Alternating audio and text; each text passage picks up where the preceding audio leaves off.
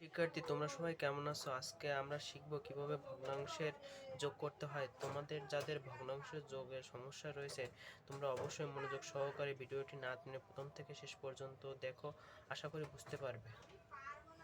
এই ভগ্নাংশ সংখ্যাটা 5 হচ্ছে আমাদের লব, আর নিচেরটা হচ্ছে হর। তাহলে আমাদের হরগুলো লসাগু বের করে নিতে হবে। তাহলে আমাদের হর আছে 8 আর 4।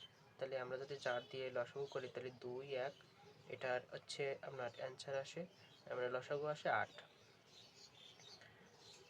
তাহলে এই নিচের হরের সাথে এই 8 ভাগ করতে হবে। তাহলে 8 এর সাথে 8 ভাগ করলে একই হয়। তাহলে আমাদের এখানে লবের সাথে যেটা পাওয়া যাবে, মানে 8টারে ভাগ করে যেটা পাওয়া যায় সেটা আমাদের গুণ করতে হবে। তাহলে 5-এর সাথে 1 গুণ করলে 5 একে 5 হয়। আর এখানে 8-এর সাথে 4 ভাগ করলে আমরা 4 দুগুণে 8, 2 গুণ 3। তাহলে এখানে 5 একে 5 যোগ 3 দুগুণে 6। তাহলে নিচে 8 চলে আসবে। তাহলে 5 আর 6 যদি যোগ করি তাহলে আমাদের আসে কত? 11/8।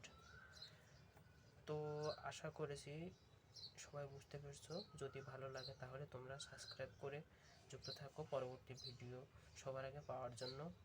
আর অবশ্যই আমাদের চ্যানেলটি সাবস্ক্রাইব, কমেন্ট ও লাইক করে দিও। পরবর্তী ভিডিও দেখার সবাইকে আমন্ত্রণ রইল।